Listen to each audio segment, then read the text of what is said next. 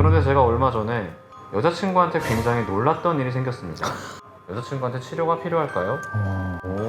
이거는 좀 어렵다. 다 싫은 건 아니잖아.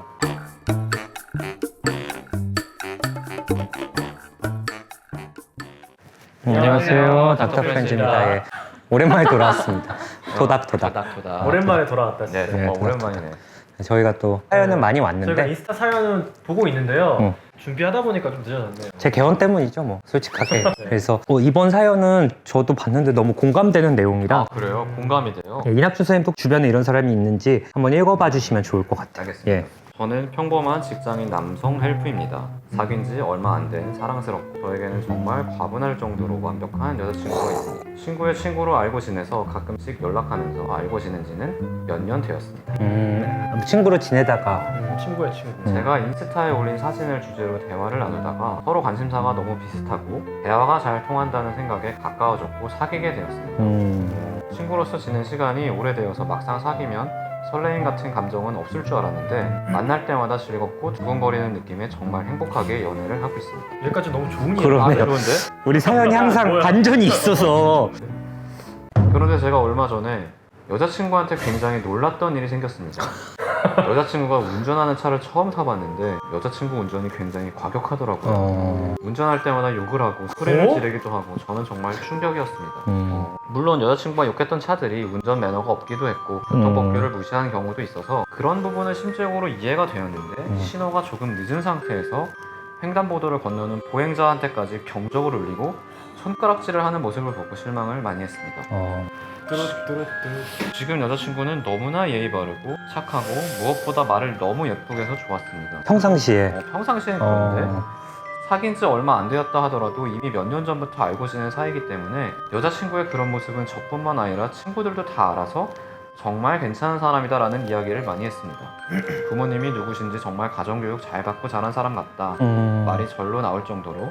그런데 왜 운전할 때만 난폭해지는 걸까요? 마치 술 취하면 자신의 진면목이 나오는 것처럼 여자친구의 본 모습을 숨기고 있는 걸까요? 바로 전 연애에서 모든 상황을 감정적으로 대처하고 욱하고 충동적인 모습, 자신의 화를 참지 못하고 화가 날 때는 저를 포함한 사람들, 가게 직원분 등 심한 폭언을 하는 전 여자친구 때문에 많이 지치고 상처를 받았던 기억이 있습니다. 사실 이번 여자친구 모습에서 그런 전 여자친구의 모습이 떠올라서 걱정이 됩니다. 저는 어떻게 해야 할까요? 여자친구한테 치료가 필요할까요? 이거는 좀 어렵다. 다 싫은 건 아니잖아. 운전할 때. 근데 운전할 때 유독 좀 이렇게 막 그런 사람들이 있어. 막 탈바꿈되는 사람들이 있어. 있어. 진시 씨는 어떠세요? 주로 그 집도 진시 씨가 운전을 하잖아요. 그렇죠? 어떻게? 저희는 뭐 그냥 여유롭게 해요. 다 껴주고. 껴주진 않는데 그래도 뭐 이러진 않고 우창현 선생님은 둘이 차 타봤을 거 아니에요? 우창현은 전 운전할 때 욕은 안 해요. 욕은 안 해. 네, 근데 그런 적은 옛날에는 운전을 잘 못했어요. 운전을 못. 좌회전하면서 막 엑셀 밟고 그래가지고 그건 처음 운전할 때 돌았는데 내가 그건 돌았잖아. 그거는 진짜 아니, 이렇게 돌았는데 그- 차선이 바뀌어 있어. 처음 나 그때 김선웅 차로 그냥 그 연습 있잖아. 그래서 선웅이 형이 그날 오면서 야 우리 오늘 죽을 뻔 열어봤다. 연습할 때. 그러니까 그 난폭하진 않지만 운전을 못 하는 거. 근데 지금은 이제 잘하지. 우리 해리 디렉터님 어떠세요? 나 해리 디렉터는 안전운전. 나도 해리차 타본 적 있거든. 해리가 태워다 준 적 있는데 운전 되게 부드럽게 잘해요. 되게 부드러워. 다 정말 다 양보해줘. 보살이야 보살. 다양보여줘. 내비 시간 플러스 10분 생각하면 엄청 끼워줘 막. 근데 이런 분들이 많아요. 생각보다. 저는 이걸 생각해봤거든요. 왜 그런지. 왜 그런지. 왜 그럴 것 같아요, 둘은? 생각을 해보면. 이게 약간 평상시에는 사회화가 돼서 억제되어 있는데 이게 운전을 하면 좀 집중하고 있으니까 사회화가 좀 풀어지는 것 같아요. 이 평소에 억누르고 억제했던 게. 프론탈이 약간. 이낙준 선생님은? 저는 제가 개인적으로 생각을 해봤더니 이게 차 안은 약간 독립된 안전한 공간이잖아. 그러니까 내가 적한테 공격당할 확률이 적다고 생각해가지고 내 공격성을 더 이렇게 막 하는 거 아닌가. 예리하네요. 저도 뭐 제 말이 정답은 아니지만 정신과 의사가 봤을 때 이 부분은 차 안은 저는 일종의 인터넷 공간이라고 생각하면 좋을 것 같아요. 약간 익명 공간처럼. 악플 쓰시는 분들의 느낌인가? 그분들이 뭐 따지고 보면 그냥 평범한 직장인, 뭐 학생, 뭐 평상시에 욕을 하고 다니고 이런 사람들이 아니라 어떻게 보면은 이 공간이 익명성을 좀 보장하는 공간이야. 그러네. 다 모르는 사람들이네. 모르잖아. 내가 차량 번호랑 차만 있고 물론 뭐 실루엣이나 이런 게 나오겠지만 쓱 지나가면 그냥 다시 안 볼 사람이야. 마찬가지인 것 같아요. 그래서 이 차 안이 어떻게 보면 익명성인 공간이어서 평상시에 안 했던 모습들, 우창윤 선생님 얘기도 좀 일리가 있는 게 이제 그런 좀 억눌렀던 이런 거를 여기선 좀 푸는 공간인 것 같아요. 제가 그러면 이거는 문제가 있는 겁니까? 그러니까 조금 지금 사연이 그냥 약간 욕하고 빵빵 이 정도면 이제 뭐 그냥 그런가 보다 하는데 이제 뭐 막 욕하고 빵빵이 아니라 이제 뭐 보행자한테도 막 뭐라 그러고 늦게 간다고 이런 거는 조금 내재된 어떤 억누른 이런 부분이 좀 많으신 것 같아요. 이제 이분은 전 여자친구가 굉장히 감정적이고 좀 폭언을 많이 해서 사실 헤어지고 이 친구는 이제 오랫동안 알고 지낸 친구인데 너무 예의 바르고 착하고 이러니까 선택을 한 건데 그래서 일단은 좀 더 지켜보면 좋을 것 같고요. 이거 지켜봐요. 이번에는 처음으로 헤어지기보다는 그래도 좀 지켜보자. 사귄 지 얼마 안 됐다고 하니까 이제 뭐 예를 들어 최근에 어떤 뭐 지금 직장인인지 뭔지 모르지만 최근에 예를 들어 유독 힘든 게 있어서 이렇게 좀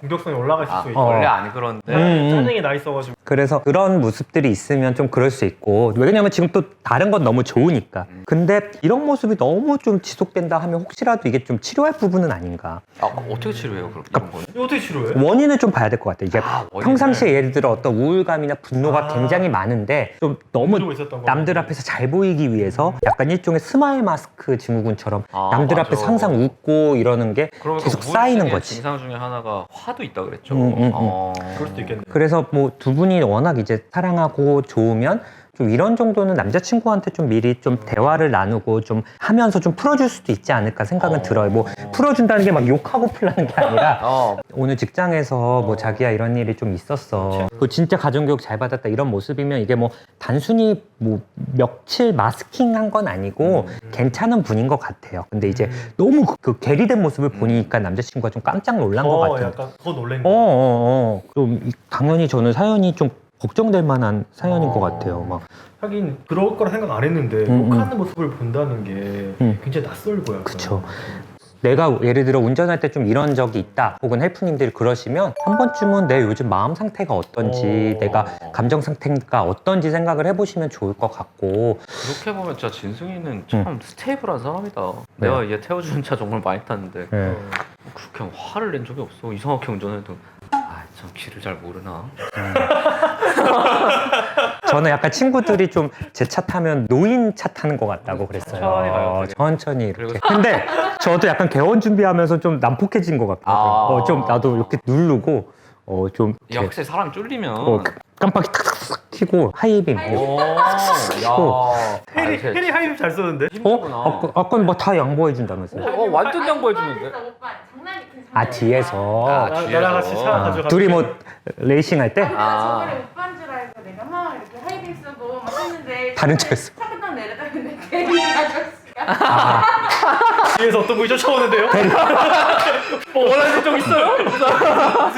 익명이든 아니든 간에 사실 뭐 남을 보여주기 위한 게 아니라 내가 이런 공간에서 좀 건강하지 못한 모습을 보인다는 건 더 큰 문제라는 것 같아요. 그러니까 내가 악플을 달고 내가 난폭 운전을 하고 아무리 독립되고 익명성인 공간에서도 내가 그래도 평상시랑 똑같은 모습들 좀 건강하고 좀 남들이 좋아하는 모습들을 유지하는 게 저는 좋다라는 생각은 들긴 들더라고요. 남을 위해서가 아니라 나를 위해서라도. 그거 아마 자기가 옆에 있는 사람이 자각을 못해서 더 그럴 걸 수도 있죠. 그쵸. 누가 보고 있다고 생각하면 좀 그렇게 쉽게 하지 않을까 싶기도 하고 남자친구가 옆에서 그런 모습을 한번 얘기를 해줘도 좋을 것 같아요. 자기야 뭐 요즘 뭐 힘든 일이 있냐 좀 놀랍다 이런 모습들 난폭 운전을 하니까 자기가 다칠까봐 좀 걱정이 된다 이런 식으로 근데 그 자리에서 야 운전을 뭐 그딴 식으로 해 뭐 그렇게 하면 이제 또 세워 어지러워 막 이러면 안 되고 지금 너무 또 풋풋하고 뭐 사귄 지 얼마 안 됐으니까 뭘 해도 예쁠 거예요.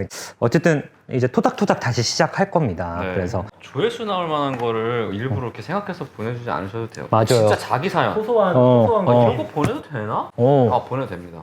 그리고 조회수가 나올 만한 사연도 보내주시면 너무 감사하죠. 그럴 가능성이 높을 수 있어요. 어쨌든 감사합니다. 감사합니다. 감사합니다.